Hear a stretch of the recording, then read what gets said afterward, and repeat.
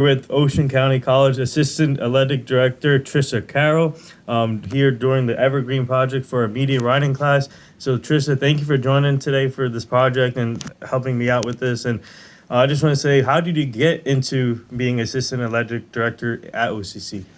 You're welcome. Happy to do this for you. I joined the staff here in August 2017.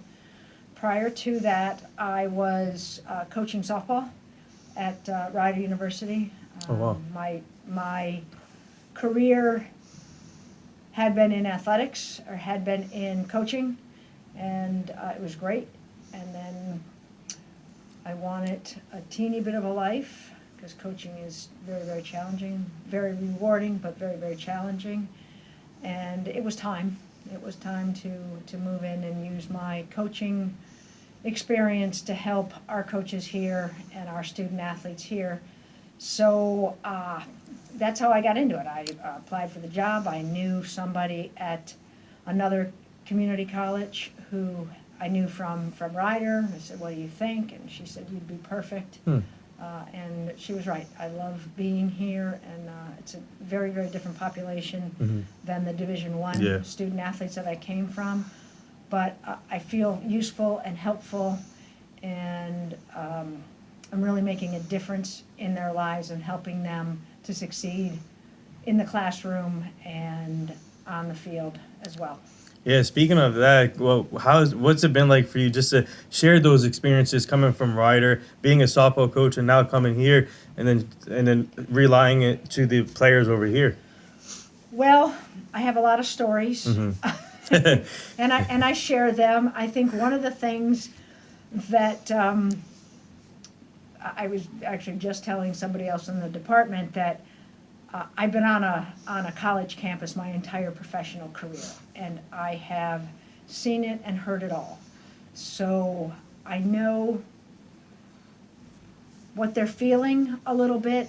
I know how to help them, but I also know that they need to help themselves, and I try to get them to do that.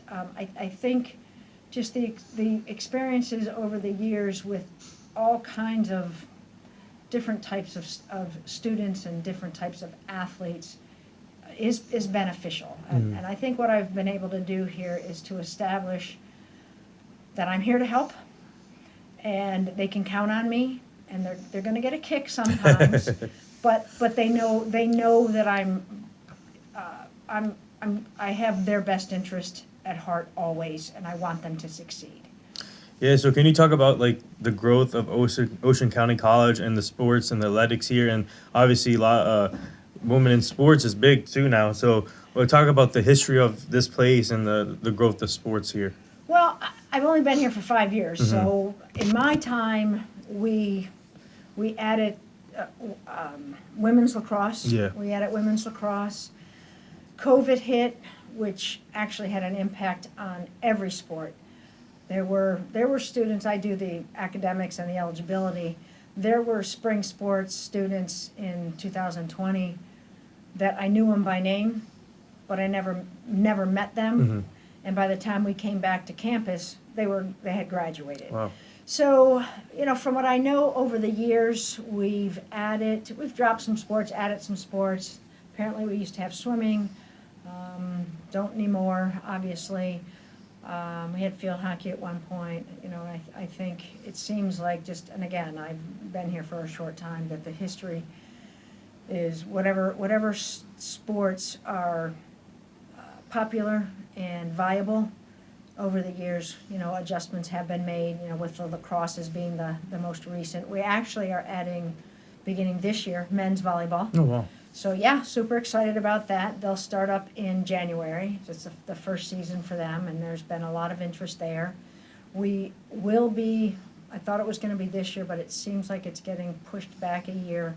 Cheerleading is getting added to the NJCAA, so we're adding that. I mean, we've always had cheerleading on campus. It's just been through student life, and now it'll be through athletics. During COVID, our only sport that was active was esports, and they have done very well. and they've been consistently competing since we started. So so there's been some growth. There's been a little, like, the numbers are Yeah. down a little bit in some of the sports, but I think COVID is still impacting us a bit, and that'll work itself out. And the last thing here, what are some of your best moments here so far, the 5 years you've been here? Oh, my best moments. That's always so hard. I had a best moment the other day that has nothing to do with sports. I had a baseball athlete who struggles academically, but he comes in all the time. And we talk about stuff, and I encourage him to get tutoring, and I encourage him to speak with his professors. And he has a math class that has been very, very challenging for him. He has been in the tutoring center every single week. His grade keeps going up and going up, and he's passing. And the professor recognizes it. He came in here from another college, not very good academically, and I think it was more of an attention issue, and not that he wasn't capable, because he's very, very capable. So he was in here the other day, and I just told him I was so proud of him for recognizing the work that needs to get put in, and realizing accomplishing the academic success, based on the effort he's put in. But on the field, athletically, 2020, our women's basketball team competed in the Region 19 final, and that was a fun team to watch. My first year, we won Region 19 men's soccer. Both their semifinal and final were in PKs. So super stressful, super challenging and exciting.